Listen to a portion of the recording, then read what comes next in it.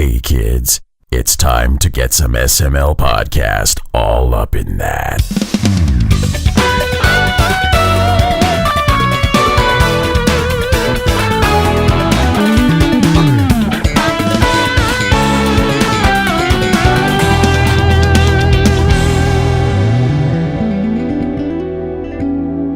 What's up, everyone? This is the SML Podcast. I'm your host, Joe. I'm going to try something a little different today. We have a reviews episode that we got to get through, but instead of doing all the reviews and then playing music at the end, I'm going to try something different and then do some reviews. Starting off, Chris Taylor, you're here. How are you doing? Hello. I'm gonna do some reviews with you, and then I'll play a song. Then we'll do some more reviews, and then we'll play some music. And we'll just go back and forth and try to mix it up a bit. It's like that thing when podcasts like do commercials for other podcasts, only it's something you actually want to listen to. Yeah, so instead of me being like, hey, make sure to like, comment, and subscribe, dumb shit like that, I'll just play music instead. But for real, like, comment, and subscribe. No, you don't have to. I really don't care. Me neither. I don't like my own shows. Damn. Oh, man. But you're here to talk about a couple of games, so what do you say we kick this off, huh? Yeah, sure, why not? Let's light this garbage on fire. That is a very accurate description of this show. But first game to talk about is called Eternal Edge, developed and published by Rightous Weasel Games, which is an incredible studio name. That's great. Released April 12th on the Switch for $20 even.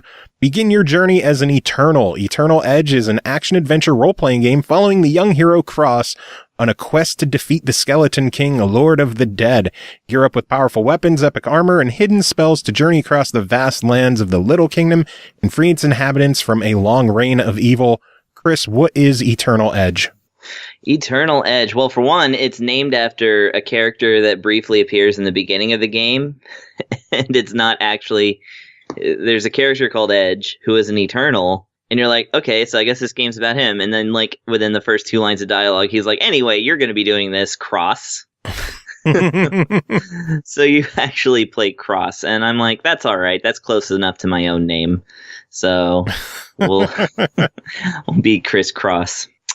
Are you going to wear your pants backwards? I already am. Anyways, what was I saying? Oh, yeah. So Eternal Edge. Okay, so at first I thought that this was going to be kind of a sequel or maybe a spin-off of 3D Dot Game Heroes. You remember that one, that game on the PlayStation 3? Mm-hmm. I know you don't like PlayStations, but it was... Hey, I love 3D Dot here. I think I still own my copy of that. Oh, cool. Yeah, I now that I have a PlayStation 3, I actually really want to seek one out. But so, it's got that look of sort of three-dimensional sort of Lego blocks. Like the characters are made out of Legos rather than pixels. That's the best way I can describe it. Well, this game has that going for it, but in a little bit of a different style. And I found out it has nothing to do with 3D Dot Game Heroes. It's Rightous Weasel, to all appearances, is just 3 guys. Which is impressive to make a game of this scope with just 3 people. Yeah, it's a really big game, and it does they definitely show their chops. I mean, this game is pretty well crafted. So yeah, what it is that you run around with Cross and basically scour the countryside. It's a little bit sandboxy, although it does have that nice thing where if you it gives you goals and quests and such, and if you take on a quest, much like, let's say, Skyrim, it will put the quest on the map, and when you get back into the playing field, it'll be represented by a little gold square with a distance counter that tells you how far away you are from it. So that's really nice for navigating the countrysides, which are plentiful. Yeah. It's kind of cool because they give you nice looking plains, really good looking trees for the graphic style. Like the way they swish in the breeze is like actually pretty good. Like among the best trees I've seen in games, which I used to know somebody who rated games by how realistic the trees were. So maybe that's rubbed off on me a little bit. That is a very interesting scale to review games on. Right. It's kind of like the start to crate ratio that Old Man Murray used to do. So this one has good trees. Definitely good trees. And anyway, so you wander around, you fight enemies and such, but you actually don't grind in this game. There's actually enemies give you materials, and when they drop weapons, you can pick those up. But the only way you gain levels is through actually finding items called matrices in chests, usually directly after a quest or on the way to a quest.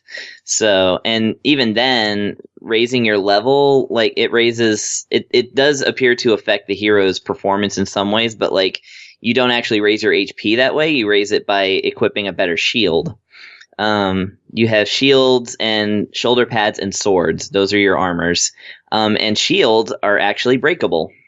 They are repairable when you get a certain item, but they do break if you use them too much. So it's one of those things where you can't just grind on those enemies. You actually have to push the game forward, the plot forward in order to advance your character's stats and everything. Which is not a bummer, but if it were up to me, I would be grinding all day on this game. Yeah, that's what I like doing in RPGs.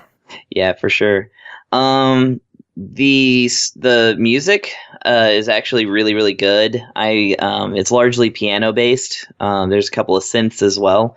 It reminds me a lot of I Am Setsuna, like with its piano score. Mm-hmm. It's got that nice minimalist sort of sound, which is really cool. But when I got to a dungeon, it had like this groovy beat to it that I really quite enjoyed. And speaking of enjoy, this game is actually pretty cool as far as like character development goes. Like, to all intents and purposes, it's sort of a sandboxy Zelda-ish game. It kind of reminded me of Breath of the Wild in some instances. For instance, like collecting a lot of items, and then you combine weapons and shields and stuff in order to make them more powerful. Which I actually don't know if that's in Breath of the Wild, but it just reminded me because I had this screen full of swords, and I was like, well, that's just like Breath of the Wild. But actually, the character interactions are really cool. The characters, even though they're not super discernible graphically because of the style of graphics that they chose, the characters do have personalities. They have like interesting things to say, and it happens to be that if you have some friends around, you can actually hop in as one of the other characters and take the game on multiplayer. And the other players that they join in are scaled to be the same level as the hero. That's pretty cool.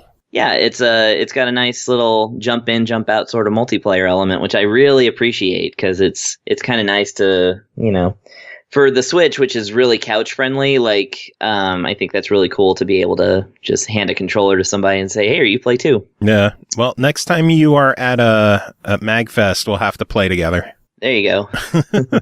So I'm hearing a lot of good about this game. Do you have any gripes or nitpicks? Because I actually have one. I dabbled with the game a bit myself. The lack of the option to invert the camera controls. Just the camera in general is a bummer, yes.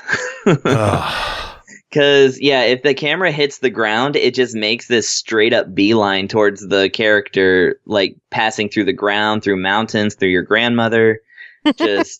There's no stopping that camera once you accidentally hit the ground. And since there's no option to invert the camera, and I'm used to the other way, I was hitting the ground with the camera quite a lot.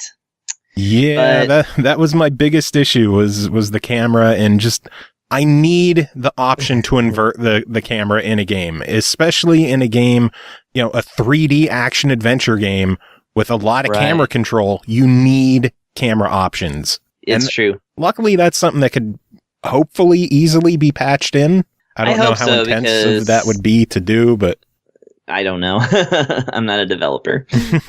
But what? You're not? Yeah, I know, right? But to the developers, if you're charging $20 for a download-only game, I recommend maybe getting in there and tweak that camera a little bit, if you can do so. If not, it doesn't detract too much from what I consider to be a really cool adventure experience with a really unique take on the presentation. Oh, and one last thing. I don't think I was supposed to be in there yet, but I stumbled into a dungeon that was called the 8-bit dungeon, and it's got the camera is actually forced into top down.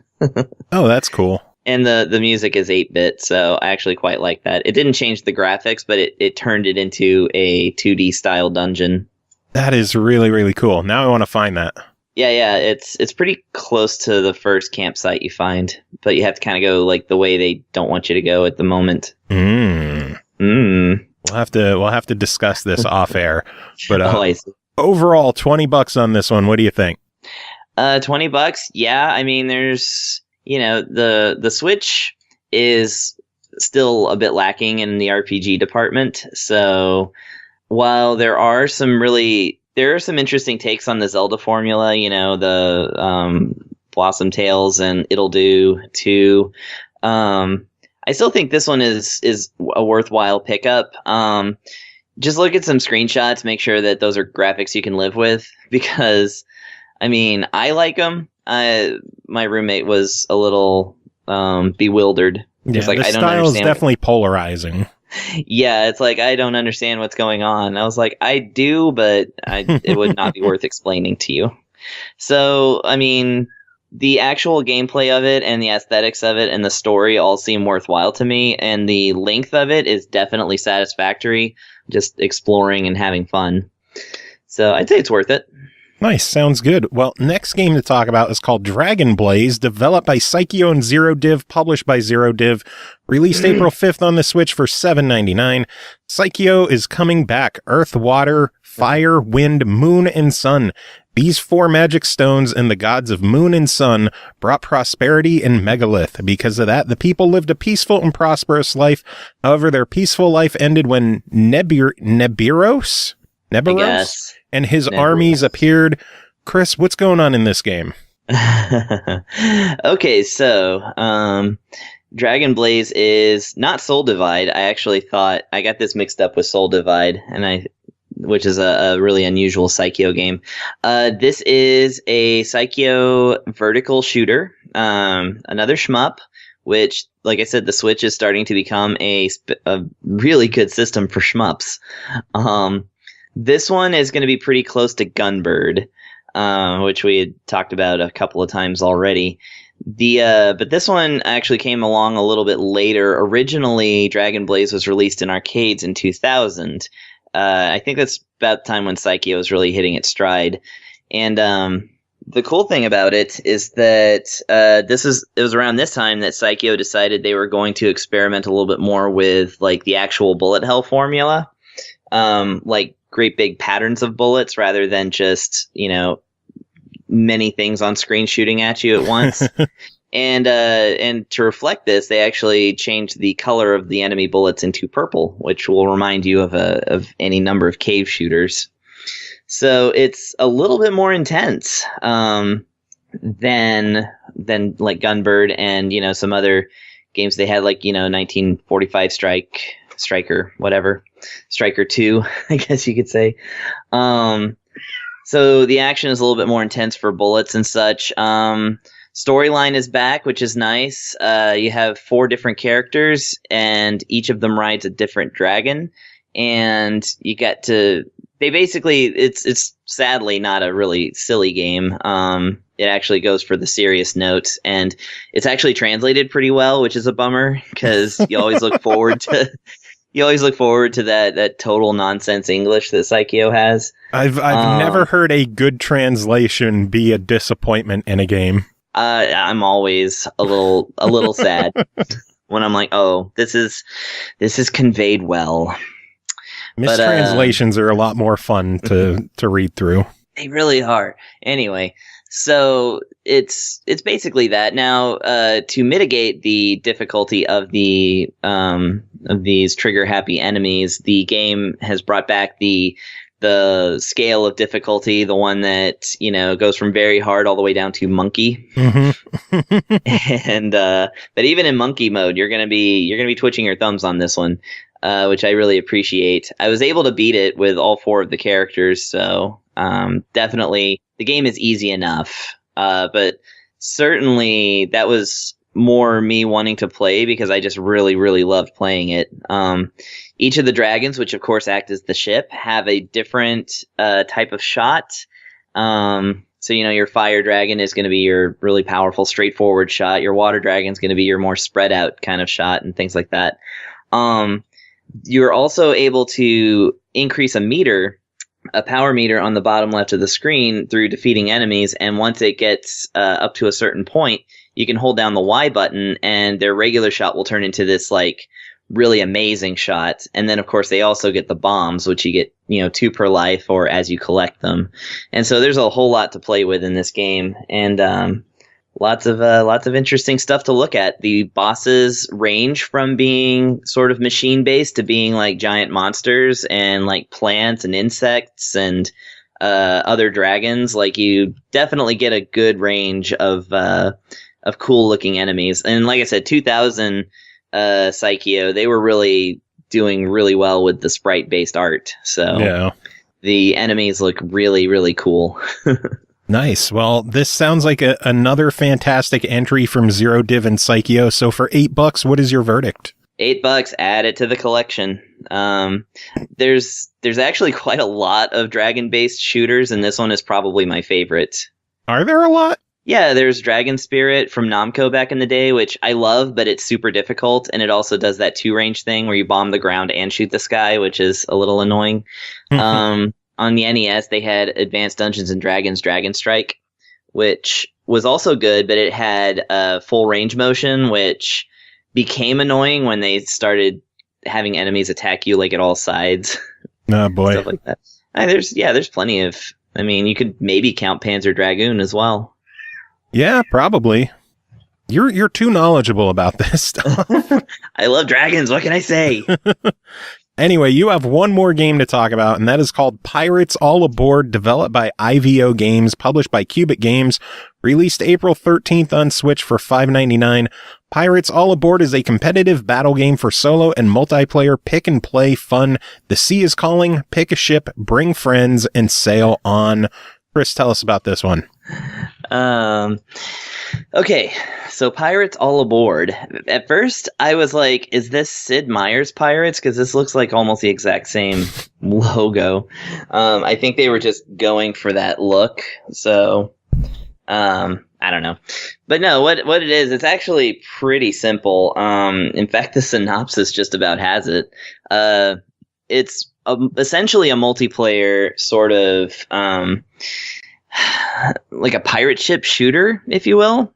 So you have your ships on the water, and you get that angular bird's eye view of them, fixed camera, and they basically sail around. And as you approach an enemy ship, which are indicated on a radar, you have to basically turn to where the side of your ship faces them, and then you shoot them with cannons with either the left or right triggers. Or there's a couple other buttons that you could use instead, but it's basically that. And then as you sail around, like you keep doing that until their little ring of life goes to red, and then they crash, and then you can steal like a power up or something like that. There's power-ups that give you more health. They give you like a straightforward shot. It's called a sniper, which actually that ended up being the most useful thing for me. And then there's another button that you can push where you'll actually ram the other ship full force. Nice. Which is pretty cool, but I had trouble getting it to do any more damage than just the regular cannon shot. So yeah, it's more like just a fun thing you can do if you have need of it, Well, smashing things is always fun, so. Yeah, exactly. So it's multiplayer. Doesn't appear to have any online multiplayer. I think it's couch only. And the single player mode is, in a word, lacking. The way that you can basically play a fake multiplayer game in single player through a mode called Practice. So it's basically like, here, practice playing this game in case your friends come over.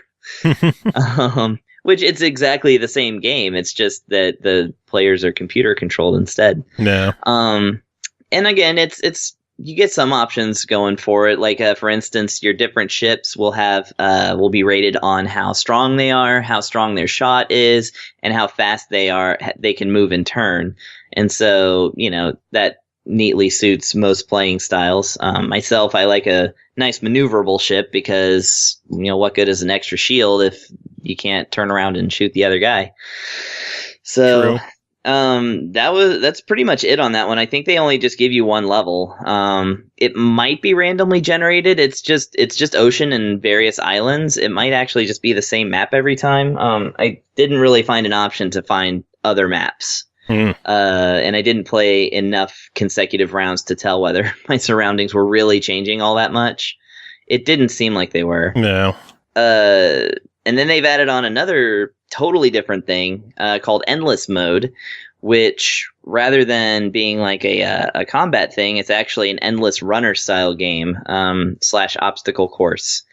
So it gives you one ship. It's a really fast turning ship. Like, it actually doesn't seem like it's a ship. Like, it just looks like one. It controls, like, I don't know, like either a runner or maybe even like a spaceship type of thing. But anyways, it runs through the water and you have to get between rocks and dodge. And, there's cannon fire coming out of walls and stuff and coins to grab. And it's basically just survive as long as you can and get the most points. And that one is totally randomly generated. So that was also an interesting one. I actually found myself playing that one probably a little bit more than the main game, but yeah, that one looks pretty fun. Yeah, it was fun. It's minimal. Yeah. It's a bare bones type of game that, it has no story, no characters, no, it has music that it's like sort of, this is what we imagine a pirate film would sound like type music. It's like, it's MIDI orchestras and stuff that are just kind of, hanging around a couple of chords and doing stuff. Like, I guess it did remind me a little bit of like maybe a spoof of Pirates of the Caribbean or something. That works. Yeah. So overall $6 on this one. What do you think? $6. I would give this a try it. Just because it really even felt like a $4 or $3 game to me. That's so weird to be penny pinching that way. But like, unless I had just a specific need to play a pirate ship game with my friends and shoot each other with cannons, then I don't see paying $6 for this one on my own dollar. Well, on the bright side, if you already own either Astro Bears Party or Robonauts on the Switch, also from QubicGames, you could get Pirates for half off. I think I might have bought Robonauts. Oh, there you go. Oh, okay. Wow. That told me then. Yeah. See, that'll fucking learn you. Oh, man. But no, it's a fun little game. So if this is your thing, go out and get it. Yeah, I actually picked it up myself because I had Robonauts and Astro Bear Party already. So, nice. For $3, I couldn't pass it up. Yeah, $3 is so hard to pass up anything. Yeah, it really is. What they just brought Ninja Striker on the Switch out, right? And it's like only like $2 or $3. Did they? Yeah, that game's pretty good. What I'm getting next. Yeah, I definitely bought it. I liked it on the 3DS, so. Nice. But I had to pay for it, so we're not reviewing it. That is how this show works. Yay. Oh, man. Chris, always good having you on. Do you have any final thoughts to sum it all up before we go to our first musical break? Ooh, everybody shower me with praise and congratulations for ending a review talking about pirates and ninjas and not doing that tired internet thing. Congratulations. Yay!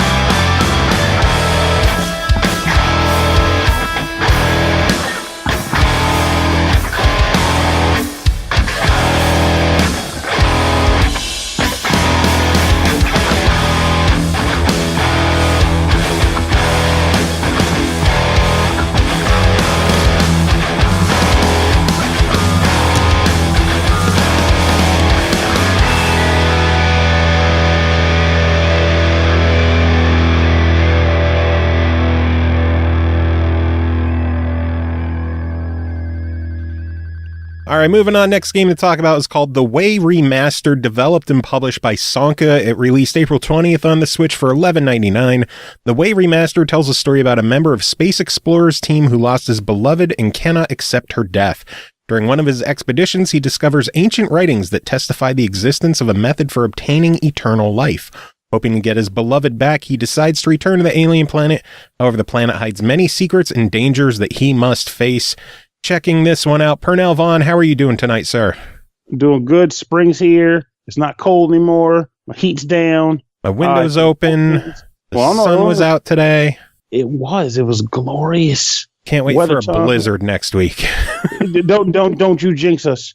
We don't need that. We don't need it because you know it could happen. Don't want it. I know, that's the scary part. This is water ice weather, and we got to soak it in. So what is The Way Remastered? Well, The Way Remastered, in my opinion, the best way to describe it is like it's a nice throwback to games such as Prince of Persia and Out of This World, as far as gameplay stylings are concerned. The way it works is you pretty much is a 2D exploration style game. The game will place you in situations where you pretty much have to solve, I call them room puzzles or environmental puzzles. So you'll, for example, need to, well, I guess one of the first puzzles in the game is, I guess, this isn't a spoiler and it's easy descriptive. The game is pretty much in a situation of like taking you through its really morbid opening, but since you know what the game's about, you'll understand it now. Whereas when I saw it, I had no clue what was going on. I was like, what the hell is this dude doing? But anyway, point is, after that happens, you go through the process of trying to get to the spaceship. It's like acquire the spaceship, but there are a series of steps you have to undergo to make the spaceship available to you. And there in itself lies the first series of puzzles, not one puzzle, series of puzzles. And I love the fact that it doesn't tell you what to do so much, though it may give you like a few sub-objectives, but it doesn't tell you what to actually do. And it's up to you to figure out what to do when the only actual options you get typically are jumping, grabbing, crawling. And every once in a while, you'll get a new action available to you for a temporary amount of time, so just having a firearm or something like that, or using like a special gym box. I call it a gym box, but honestly, I have no idea what it is, but it looks like a gym box, so good. You do have to deal with adversaries on occasion. Sometimes they're just like small things you can kind of have to shoot with a gun if you have access to one, or a different weapon if you have access to one. But other times, the game treats them like obstacles, which I also like. Boss enemies, for example, are not, gunplay-a-thons. They are actual puzzles to solve in order to survive the encounter. They're a lot of fun to endure and encounter. There are a few collectibles as well. Most notably that I came across, which I liked, was memories that you could stumble across of the main character, and generally memories of his wife, because I guess she was on the space team with him. So you'll come across memories of her on the foreign planet, which is kind of cool. And another thing that I kind of appreciated and enjoyed was the fact that the character isn't a mute. He will comment on things verbally, audibly. And his voice actor is actually a pretty decent voice. It's not like some comic goes like, "Hey guys, it's Mars." It's more like, "Well, I'm on the planet Mars. Oh man, it's just like I left it." It's pretty cool. Like a very natural voice. No, I liked your other one better. Welcome to Mars! Oh God, guys, we're on Mars now. Oh, there's a monster. I better shoot it. Bam, bam. I want that in a video game. I want an unlockable, goofy voice acting for the entire game. Don't jinx it, because you'll be looking at Less of the Unlikely remix coming soon from the Nintendo Switch, and he'll have a voice now. Gosh, that native woman's got big udders. Like, that'll pretty much be the game. It will be terrible. Like, I want the guy from The Way Remastered back. Post haste. But I also like the fact that aside from the actual dialogue he'll occasionally mutter out, whether it's to himself or to inhabitants, he will, every once in a while, you'll walk past an object that's on the screen, and in other games, it's just an object, and you'll see it and you just kind of interpret it for what it is. But in this game, he might kind of like a little blurby comment that'll pop up on the screen in like white letters saying either something about it or what the actual object is, like symbol of life or notes from last journey. I'm just making things up there. But it gives you more context of what you're walking past and what you're seeing and how it relates to the world that you are in. And it makes for great world building, I think. and it makes the exploration that much more satisfying. You'll go to an area that probably has no actual purpose in the game itself, but you'll see these mutterings, and you'll kind of go, oh, I see, kind of discovered something, even though there's no real collectible or object over in that area of the map. Downside to the game, which isn't a big one, I guess, is the fact that there is platforming involved here.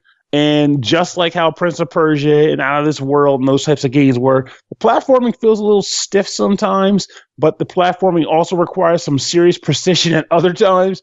So those two things combined might mess with you a little, but hey, if you're coming here with memories of Prince of Persia and those types of games, and you want more of that, you already know what you're getting into. This is no secret. True. So, and honestly, as a person being me, who generally, back in the day anyway, was not a real fan of those games, I spent more time reading about them and then maybe once while playing and say, I want to try this game out. Okay, I'm tired of you. I played for about 2-3 hours. I had enough. But with this game, I'm older. I want to play something. It's new, and I get to play it now. My mindset, I actually enjoyed it more than I expected to. It's a lot of fun. I like the story. I like the idea of seeing what ends up happening. I want to know what ends up happening with the missus. If she doesn't, because she might come back as like a weird Biozord. I'd be nuts. What a twist. But it's a I appreciate the game. I like the world for it. I like the atmosphere. I like the gameplay. It's a genuinely solid product. One that I intend to actually rip through and, consume as juicy innards. Though, one thing worth mentioning, though, I think you said they're actually going to patch it out. It's probably patched out right the heck now. Is that there was an unfortunate weirdy glitch system that took place in the game, which resulted in off-save file lossage if you weren't careful. Oh, I wasn't careful, and I lost progress and had to start over, and I got pretty much back to that point again and a little bit beyond that. But it's still something that some people will be upset about. But to my understanding, it's going to be patched out by the time the game officially. It's going to be patched out pretty soon. Well, so that's good at least. So it shouldn't be an issue for normal players. But so as long as that issue is addressed and resolved, this game is a legit. I should probably wait for the thing. Got a cue. Well, you covered pretty much everything without me prompting anyway, so I guess I'll throw one out here. For $12, what do you think of the Way Remastered? I think it's a buy it. Well, jeepers, that's good to hear. Back to Mars. Back to Mars with the Way Remastered. Oh my god! All week, folks. It's good to hear. It's a pretty solid game. I really enjoy those old school action adventure platformers like this, so I might have to give this one a shot myself. And it's amazing because I'm trying to think about it. I can't think of any real other ones. Like, there's running gun shooters that have come up, the revival of the 2D running gun and stuff like that. I can't think of any recent releases that play like this one at all, that play like old LucasArts style games. I can't think of one. So this is kind of in its own little niche. I mean, there's things like, I guess, like Thimbleweed Park, but they're not platformery. They're just more side-scrollery, right? Yeah. I think it's called Thimblewood Park, or is it? Or Thimbleweed Park, that's like old school LucasArts. Yeah, but I don't think that's with the style like the Prince of Persia. It's more like Maniac Mansion-esque, more so. Move left to right, touch a thing. Yeah. So, yep. So this is man. Well, you got one other game to talk about as well, and that is called Save the Ninja Clan, developed by Wills, published by Sometimes You. It released April 27th on the Switch. It'll be out for $3.99. The story: an evil ninja kidnapped your friends. You must collect scrolls in order to find your friends and save them. You will play as different ninjas as the journey progresses. Each ninja has a different ability. Green has a double jump, purple has a sprint, and the gray ninja has a dash with temporary invincibility. Alternative story. You can annoy the game manager by finding secrets and bugs in the game.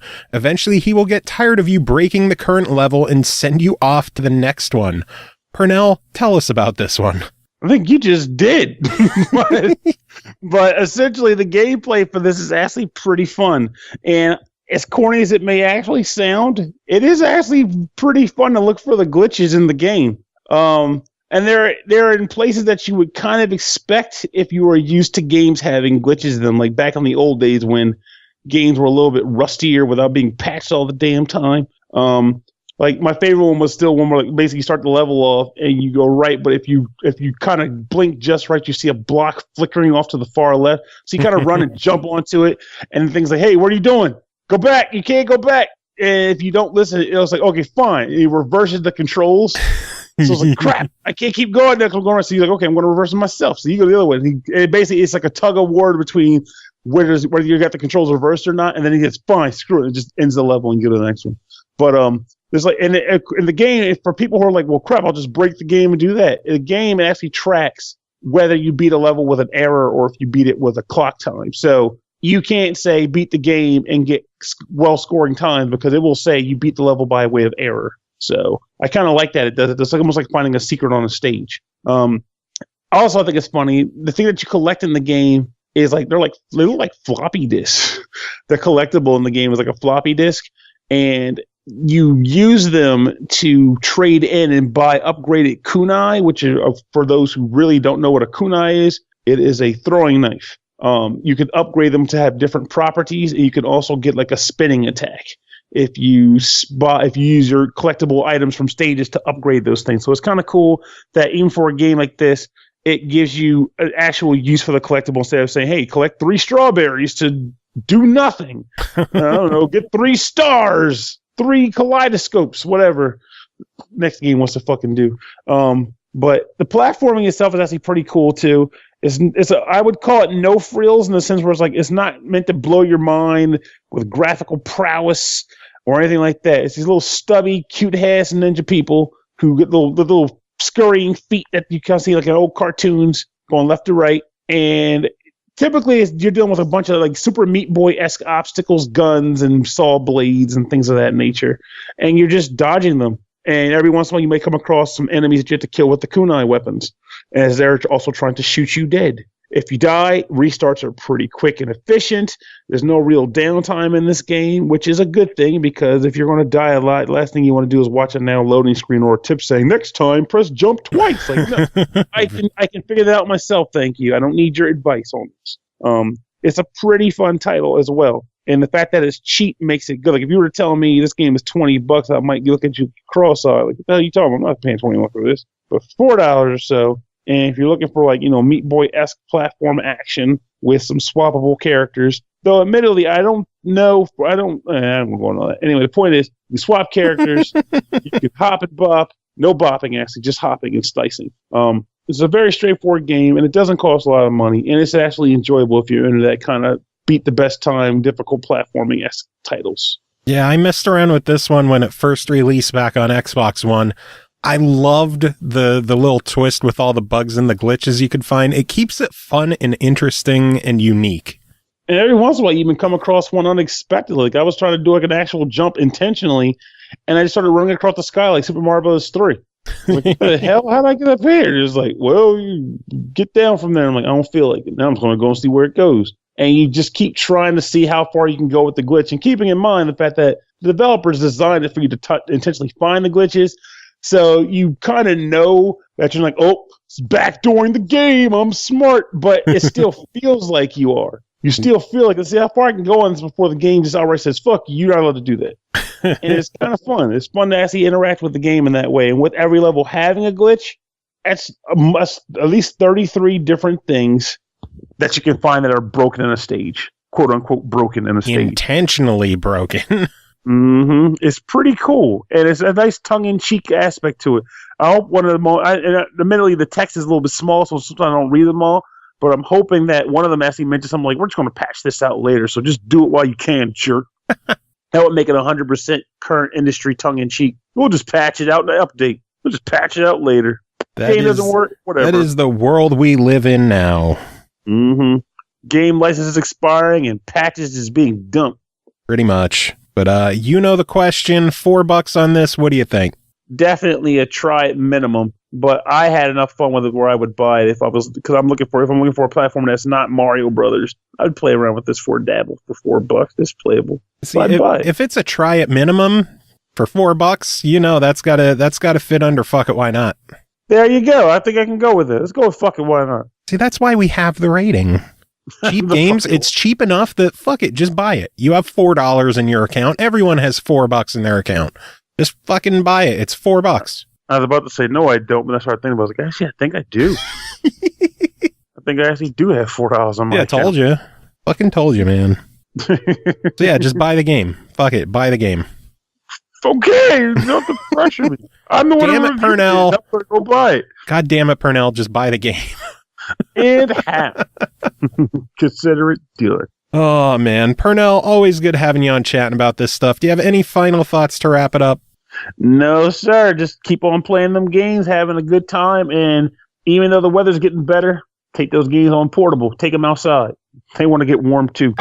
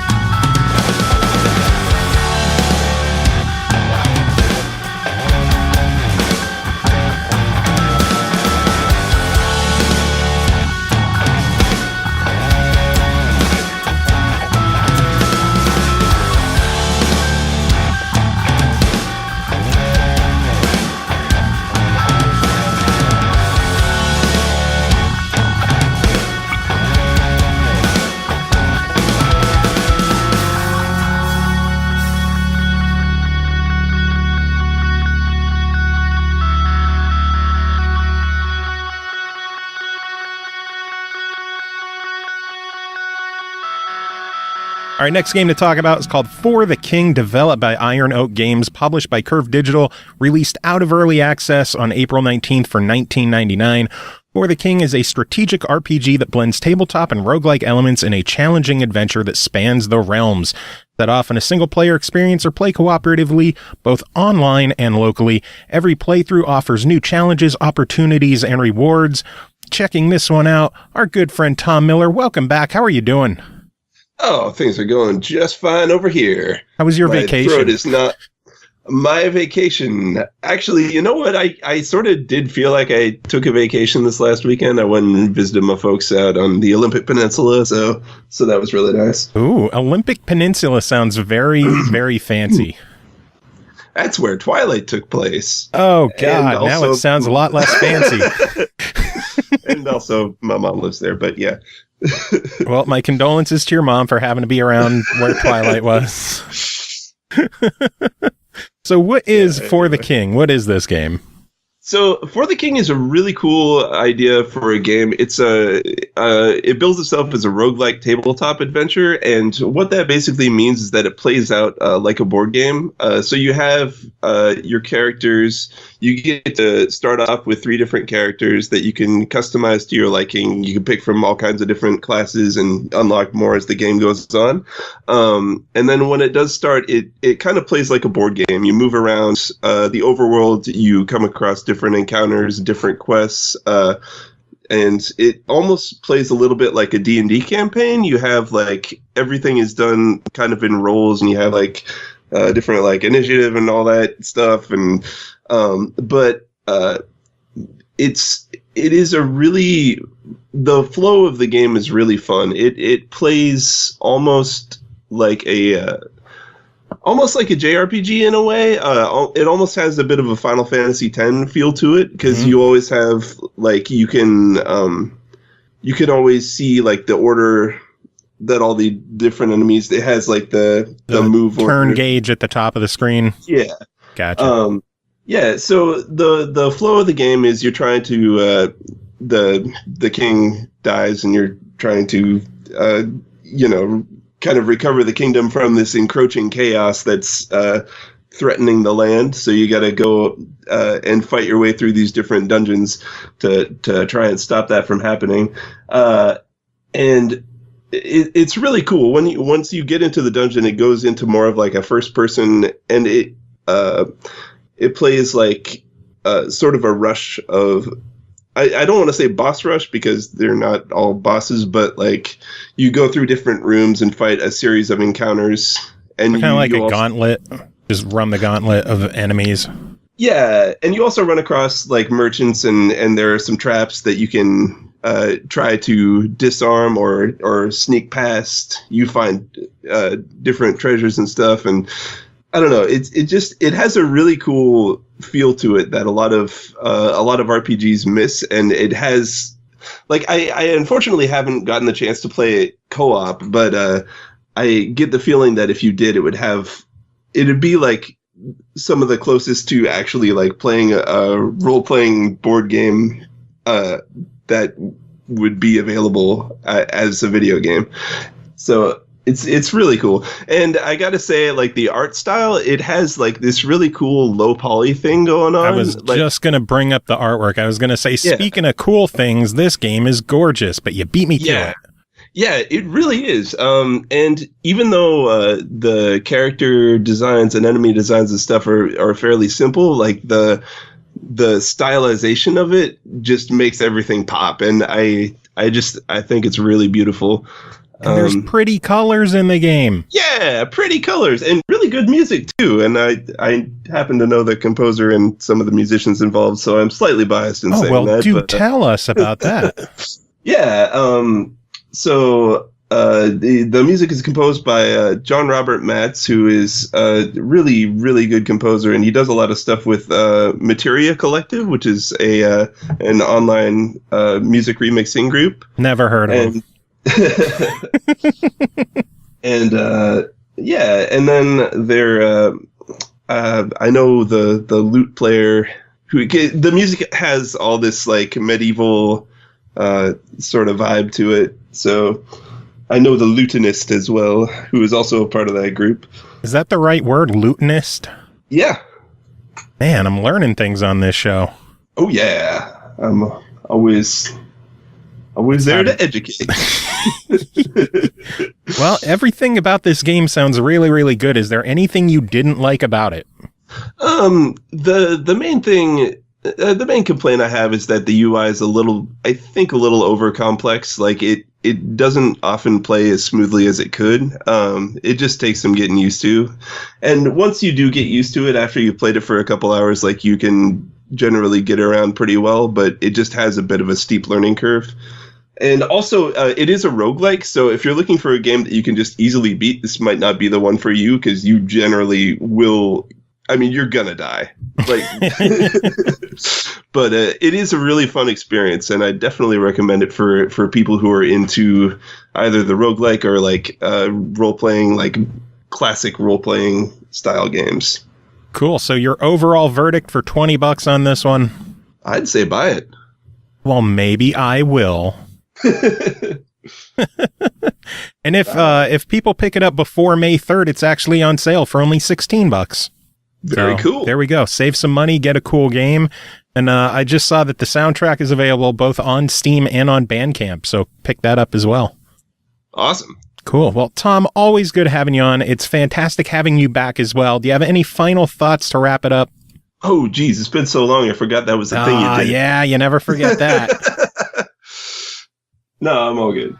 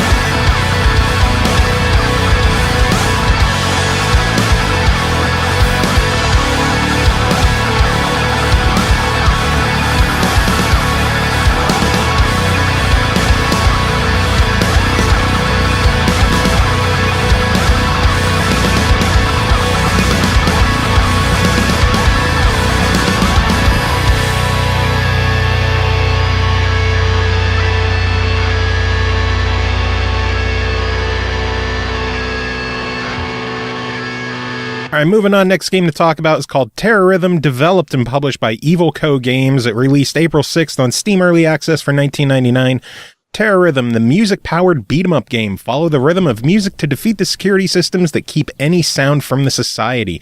You are here to challenge and break the total muted control system. You are the TERRORHYTHM. Checking this one out. Royal Sefton, how are you doing? Still dancing. Still dancing? How you doing? I'm wondering how well you were dancing. I'm not very good was at it like this the game. Carlton from Fresh Prince? I'm not that good. Probably more like the Running Man in the T-Rex suit, something like that. And on that note, I know TERRORHYTHM lets you play your own music. Did you play any It's Not Unusual? No. Not unusual. Anyway. I had that in my head earlier today, though. I should have done that. Oh, my God. I missed that opportunity, but I still can go take care of that. I can still try it and report back how that goes. Plenty of time to do it. Plenty of time. So how is TERRORHYTHM? It's pretty cool. It's interesting. So like you said, it's a beat 'em up, but it's a rhythm game, right? So you play as this kind of looks like a kabuki demon or something, and you're in this apocalyptic or quasi-cyberpunk backdrop, and you're beating up these silhouettes, these really grainy-looking silhouettes that come at you left and right, and you got to tap the arrow keys in time with your music to bring them down. So pretty simple premise, really. And you stay on beat, you get combos, and you continue to knock down the enemies, but you have to manage your life meter, and you have to do certain things to take out enemies that have certain types of shields on them. So complexity stays fairly low, but it continues to go up a little bit as the song goes on. And I would assume that the difficulty comes down to the song as well, right? A bit, yeah, because the tempo obviously is going to affect just how hard you have to mash them keys and how well you can stay on beat. For sure. So I know the big draw with the game is playing your own music. Does the game come with some songs? It does, and it's kind of an electro house type thing that it comes with. You know, a few different electronic beats. You know, stuff in like the 120 to 140 range.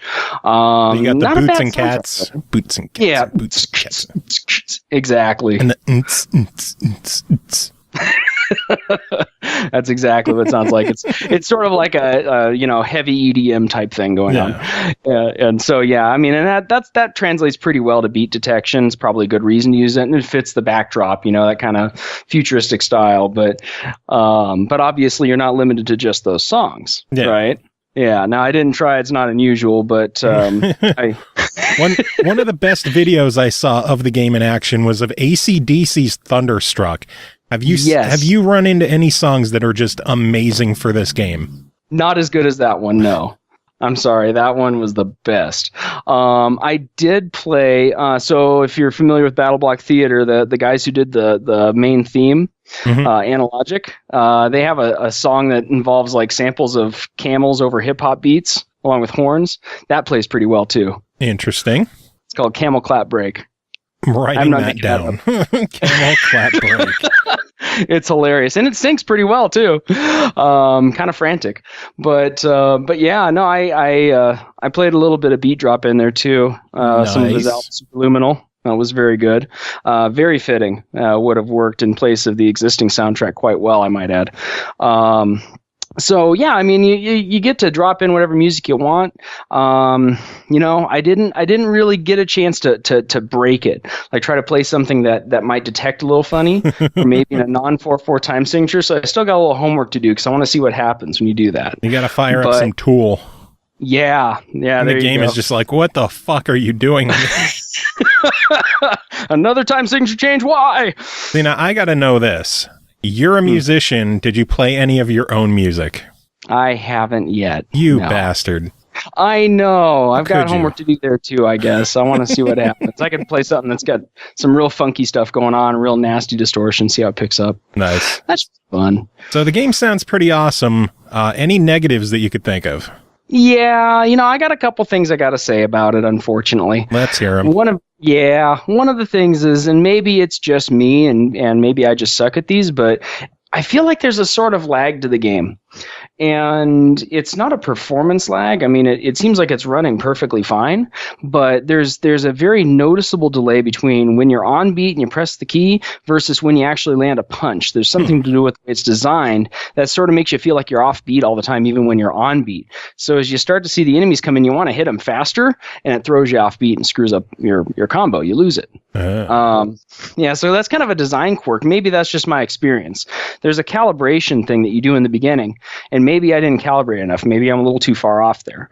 So that could just have been me. I'm not sure. I know that when I saw the Thunderstruck video, I mean, that was like right on beat. It looked really good. Yeah, that was such an awesome video to watch. I don't know who played that song or who picked that one, but got even like the thunder. It was just syncing up perfectly. It was amazing. Yeah, I loved it. A lot of my gripes about the game seem to have been resolved in recent patches. When I first started playing it, it defaults to Russian when you first start the game, and the menu only lets you go to calibrate, but you don't know what it is. It's just showing you a whole bunch of Cyrillic characters and then a box and arrows pointing to it on beat, and I figured out, okay, it wants me to hit the arrow keys to the beat. Why? I don't know. And then I saw this number appear, and it started to count down. I'm like, okay, does this ever end? Let's hit enter.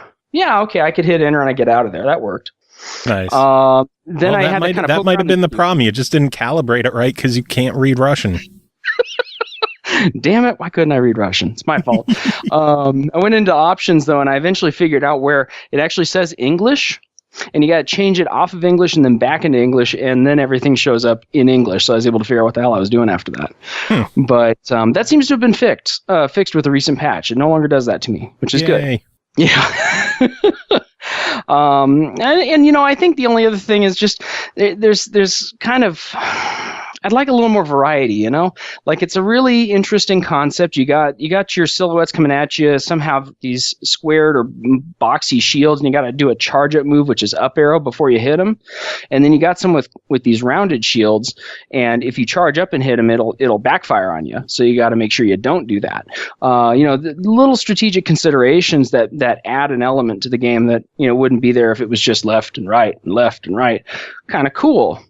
I just wish there's more of that sort of thing. Yeah, makes sense. So my big question is $20 on this one. I was looking at it myself, and I was tempted to pick it up, but I don't have that much in Steam right now. So I want to know, is this worth going out and picking up a Steam card for $20? I feel like that's a little steep for what it is. It's to me, it's more like a $10 game, to be blunt. Well, I got $10 in my Steam account if it goes on sale. Sold. No, it's not a bad game, but again, I just feel like if it had a little more variety, like if there were different characters or if there was more to fight, then yeah, I think it would be an easier sell. What's there is still, it feels a little bit like a little too little for the price. It's kind of a steep price for that much. Yeah, well, I know it is in early access right now, and I'm looking up here. It's planned to be in early access for another couple of months. They're looking to adding more, a bigger campaign mode, more levels, more enemies with different mechanics, an improved battle with the boss. So it looks like all of the gripes that you may have had are they're even going to be adding controller and USB dance pad support. Oh, good. Okay, there you go. So maybe I'm just a little too early to the party and I'm complaining. Maybe. And they're also saying they do not plan to raise the price. So $20 gets you the full thing. Does that change your opinion at all? I think that definitely makes it quite a bit better. Absolutely. So should I go get a Steam card? That's how we're rating this one. Should I go grab a Steam card? God. See, now, if you go grab a Steam card and you don't like it, I'd feel bad, I guess I feel like if you really like rhythm games and you're expecting that, they make good on the things they plan to do when it comes out of early access, then yeah, maybe so. Cool. Then I'm going to head out and grab a Steam card, and then I'm going to play all of your music in the game first. No! Royal, always good having you on chatting about this stuff. Do you have any final thoughts? Thunderstruck!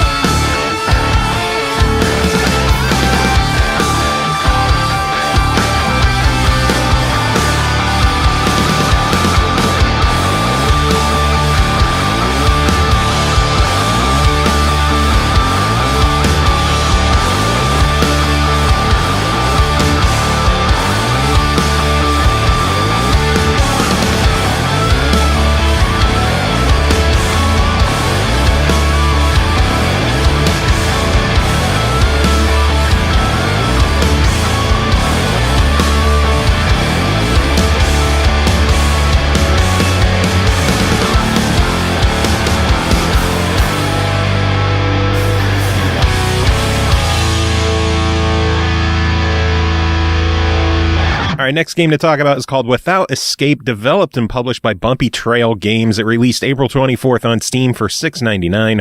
One chilly winter night, you go home and notice that nobody's there. Your parents had told you that they would be visiting your grandparents for the weekend, so you give their absence no mind and go to bed. Middle of the night, your sleep is suddenly interrupted by strange noises. A burglar, perhaps? You decide to investigate, only to plunge into a nightmarish web of stone flesh and flame. With no way to return to what you thought was reality, you must unravel the secret of your home's transformation. Are you prepared to endure the horrors that await you? Enduring the horrors, Ian Griffin, how are you doing? I'm doing okay, especially now that winter's finally fucked off. Yeah, seriously, I had the window open all day today, and it was just beautiful out. Yeah, I mean, it's so glorious. I mean, I see rabbits playing in my backyard. It's so adorable. It's official. It's spring. Yay. Until next week. Until next week, where we get like 5 feet of snow. And, oh, fuck. Probably. So what is Without Escape? Okay, well, first and foremost, your description of the game probably disclosed more plot than I actually got out of playing it. Oh, boy. Well, that's the info from the Steam page, so I just go off of that stuff. Yeah. Pretty much going into the game, you're home alone. There's probably 2 or 3 sentences explaining that you're home alone. You wake up and something doesn't feel right. So you kind of go on this point and click adventure. It's not really so much a point and click puzzle adventure so much as a where the fuck are my car keys sim? Because that's pretty much what you do 99% of the game. You wander from room to room to room, trying to interact with everything to find the one item that will unlock a new room, where you will sit there and interact with everything until you find an item to unlock a new room to find the one item. Yeah, there are puzzles. Not sure if you heard the air quotes on that, but not to call them puzzles would be rather a very rather genuine assessment. Oh yeah, I mean, I kind of almost feel bad totally shitting on this as hard as I am, but it can be rather aggravating. Well, so far it doesn't sound like you're really shitting on it that much. You're just explaining what the game is. Yeah, I mean, like, the visuals are nice. I mean, it kind of has this sort of Silent Hill vibe to it, because eventually it comes to a point where you go into kind of like a hell world version of your house, and you have to kind of wander around and figure out, air quotes, figure out what you need to do. But, like I said, I mean, I could probably count the number of puzzles on one hand. And they're not even really puzzles. It's just you wander around until you find a clue that throws you a bone as to how to interact with something else that made pretty much no sense at the time. So it sounds more like this is more of a walking sim with light puzzle elements than an actual full-on adventure game. I don't even know if I call it a walking sim. It's just basically you bounce from spot to spot. Like I said, I mean, it's a where's my fucking car keys sim. Yeah. Is it at least like a longer game? Does it have enough meat to it? Depends on how perceptive you are for finding the elements. Because you watched me stream it, and I probably jammed on that thing for the better part of, 45 minutes to an hour? Something like that. Yeah. Once you figure out the flow of the game and what you're supposed to do, you can knock that thing out in about 15. Yeah. Because there are multiple endings. There are supposedly 6. Two of which pretty much come down to a choice at the very, very end. The third one is what I'm calling the speed run. You basically have to blast through the game to a certain point in under 5 minutes. Oh shit. And you'll know if you made it or not. And honestly, the only way to do it is probably like looking up a walkthrough, or play the game enough times to memorize the exact order you need to go in, but just save yourself the loss of sanity and grab a walkthrough. I mean, even with a walkthrough, it took me a couple of attempts to do it, because it's fucking games. It's literally look at the dresser, run downstairs, grab the key, look at the clock, look at the books, look at the TV, look at the remote, grab the other key, run upstairs. This is now active, so you can unlock that. You can grab this and go down there. It's like 8 steps A through Z. Oh, and the endings are incredibly lackluster. And like I said, I mean, I didn't read the whole blurb that you just read before this. So it was basically, you wake up in your house, it's nighttime, something doesn't feel right. What's wrong? And then you just kind of putz around like a jackass until you stumble into Hell World. And then it's like, okay, well, none of this is really scary. I mean, the visuals are kind of interesting, but where is this going? So, when you finally get the end, it's like, where is it going? Well, that's not really where I was expecting it to go. Oh, it's over. All three endings are incredibly lackluster. The climax, air quotes, just feels like it was yanked out of his ass. I mean, it honestly doesn't really, there's no lead up, there's no build up. It's just all of a sudden, hey, this is why stuff is happening. The end. Oh, you make a choice and then the end. Sounds like a bummer. Yeah. Like I said, I mean, and it seems like this is something that, like I said, after you beat the game, some extras unlock, and one of which is kind of background for how the guy was inspired to make this game. And he originally got the idea back in 2001, and he initially created it as like a sort of a text-based choose your own, well, I don't want to say choose your own adventure, but that sort of format. It's like, it's text-based. You go into a room, there's a description for it, and there's a couple of options you can play with. And with that in mind, how the game plays makes a lot more sense. It doesn't really translate too well into a graphical adventure, especially if you don't know that little tidbit. So instead of being a text adventure, it's just like a visual adventure. Yeah, it's a visual representation of a text adventure. And it plays like that, it feels like that, and I will say, taking a game that you've had an idea for 17 years and releasing it as a full 3D adventure game, that's an accomplishment right there. I wouldn't do that. I don't have the patience and the drive and determination to do that. Yeah, I mean, I will give him props for that because, in the little the backlog thing, I mean, he basically talks about how he initially made it the text adventure, and then he learned how to do rendering and 3D modeling and stuff like that. So he pretty much 99.9% made this by himself. Damn. So, in that regard, I'll tip my hat because I tried messing around with a 3D modeler and renderer once, and it lasted for about a week, and then I got distracted by shiny stuff and. Well, I'm kind of worried to ask, but $6.99. Luckily, it is a cheaper game. But buy it, try it, deny it. What is your verdict on Without Escape? I would have to say deny it unless you really have $6 burning a hole in your pocket, and even then, it's a super crazy tentative, reluctant try it. But I would say nah. You could probably find much better out in the market. Bummer to hear. Never like having bad reviews on the show, but we got to be honest with them. Mm-hmm. Yep. Well, Ian, always good having you on chatting about this stuff. Do you have any final thoughts to sum it up? Well, I wouldn't say the game is completely without escape. There's always Alt F4. Oh, God damn you.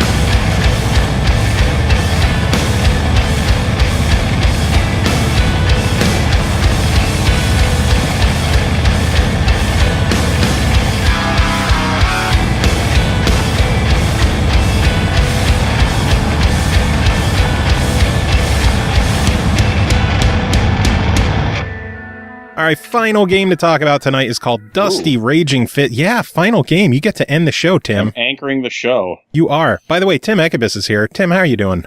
Hey, I'm good.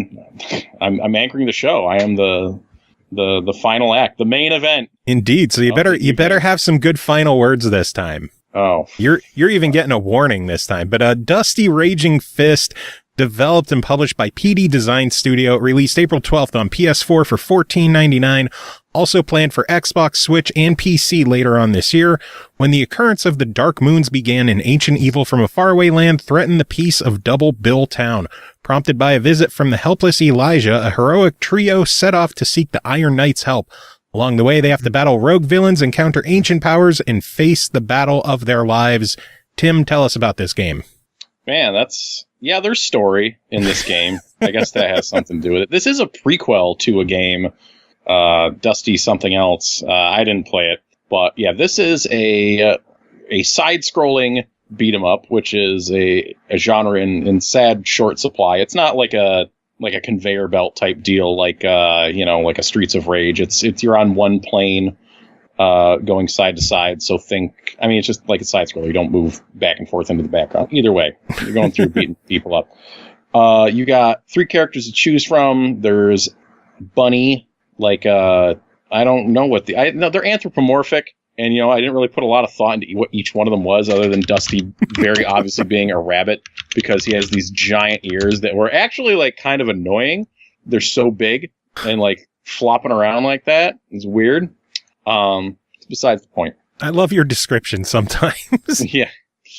So, yeah, anyway, so you got 3 characters to choose from. There's Dusty, who seems to be kind of your Cody, your middle-of-the-road, all-around guy. You have Kitsune, who is the female character, who is obviously faster and presumably weaker. And then there's Darg, who is presumably the stronger, slower one. He's at least slower, I can tell you that much. That name is incredible. Darg. Yeah. Darg. The game is a little bit short on details. And the enemies don't have health bars, so it's kind of tough to tell exactly how much damage you're doing. But that's kind of what one can presume just from the given archetypes. It's pretty linear, just straight up level based. There doesn't seem to be much in the way of secret passages and branching things to go down. You have 2 support characters, which fill the role of, there is a sniper and a guy who shoots ordnance, a bazooka. Well, this is a thing. This is an interesting thing. So it's you hold down R1 and it pulls up the reticle for your sniper, and then you have to aim it, and it does a buttload of damage. But you have to aim it over the characters, and meanwhile your character is standing still while you're trying to aim your support gunman, which is kind of a pain in the butt and tough to juggle 2 things at once sometimes, and but there's a meter that goes for those guys, and it's kind of interesting as opposed to something like Streets of Rage, where just the police car pulls up and they fire a bazooka into your area. In this case, you kind of control the bazooka for better or worse, and occasionally you will need that stuff for getting through the levels. There is some very light puzzle elements going on here. Sometimes you'll need to activate a platform or freeze a lake. You do get, as you go through, you get elemental powers, which you can switch through willy-nilly whenever you want. Good use of the term willy-nilly. Yeah. Well, it's just it's not like you have to pick them before a level. Because, in fact, you can't pick shit before a level. One of the weird... so one of the things about this game that makes it feel a little bit half-baked is it's a little bit short on details and features, in that you don't get any information on the characters you're selecting, what their abilities are or what their strengths and weaknesses are. You don't get there is an upgrade menu where you can drop experience points to upgrade things, so you can upgrade your main characters. You put points into one category, it upgrades all 3 of them, unlocks more moves for them, etc. You can unlock your support characters. There's screen filling, board clear summons that you get, so you can upgrade those. But the game doesn't tell you what you get for investing the points. It's just kind of okay, one can assume you put points in, it gets better, right? Yeah. Yeah. So you don't know, like, obviously, right off the bat, I invested most of my points into your main characters. That's what you're interacting most with. But it's like anything else. It's like, okay, I have 4 other things, here after a few levels that I can invest points into. Like, what am I getting out of them? Is it also increasing my elemental attack if I upgrade my lightning guy? Is it giving me maybe more shots with my sniper? When I do that, is he just doing more damage? Does he shoot faster? Does the reticle move differently? What's going, like, what am I actually doing? Yeah, I see what you mean. And it takes a decent, like, you're dropping like 1,000 experience points into one of these. Like, it's not like chump change. You're just like, I'll see what the hell it is. But like, you don't know. And that sucks. It also sucks that when you're like between levels, you just like, you finish a level, you move on to the next level. Well, duh, right? Mm-hmm. But it's like, if you want to change characters, or if you want to go back to the world map to select a different level, you have to quit out to the title screen and go back in. It's just clunky, and like, why is it like this? Because it feels like, oh, you should be able to go to the map, select your character, like do some stuff. There should be a return to map option instead of go to title screen. Yeah, or just like between levels, you should just go back out to the map, and like that's it. Like there is stuff to go back and find in each level, so you might want to look at that level and be like, oh, did I find everything? Do I want to replay this? It's just kind of like, base expectation for games these days. The bright side, it sounds like a lot of that stuff could be updated and patched. Yeah, one could hope. But the meat and potatoes of the game, the fighting. So yeah, you're going through these levels, you're coming up against like little mobs of enemies with different abilities and strengths, because there's like gun guys. And something I appreciate in this is that the gun guys don't do too much damage seemingly, so it's not too frustrating to deal with, unlike projectile-based characters in like literally every other video game ever. Oh god, yeah. But like the gameplay just feels like a little clunky. Like the only character I could really get into it with was Kitsune, because she was fast enough. Like Dusty and Darg. Darg and Dusty and Darg. They just felt really kind of sluggish to control. Like I'd be throwing down the inputs and they're like a little bit, it just wasn't like, it didn't feel like good and snappy. And when I'm using Darg, it doesn't feel like his hits are hitting with a ton of force, and like you don't really seem to, it seems tough to like stun enemies. Like when you're beating them up, sometimes they'll just be like, whatever, I hit you back, just boom. It's just like, it's tough. It's tough because usually in a beat 'em up, you rely on, on crowd control, like trying to stack them up to hit them all at once, which is still important here.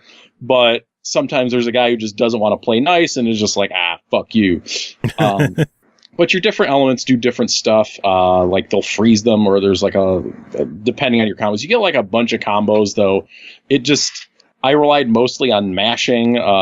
Like you can air juggle, but again, it felt like it was hard for, like, my launcher attack was a little bit slow. Like it didn't feel like a nice smooth, like, okay, hit, then knock them up in the air, then jump and hit them some more. It just like it just feels mushy. It's hard to say, but it doesn't feel excellent for, a beat 'em up. Like just overall, it's just kind of, it's like, I don't know. It's just not snappy. It doesn't feel good. Just go back to that same word, clunky.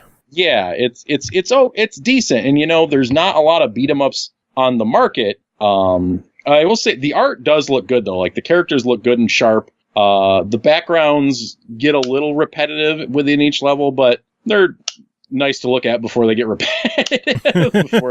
There's like one level I'm looking like, oh man, I think there was like a waterfall. It was like some kind of like a waterfall jungle, and I'm like looking at the background, like seeing these ancient ruins. I'm like, man, that looks cool. And then like I see those ancient ruins again. I'm like, okay, there they are.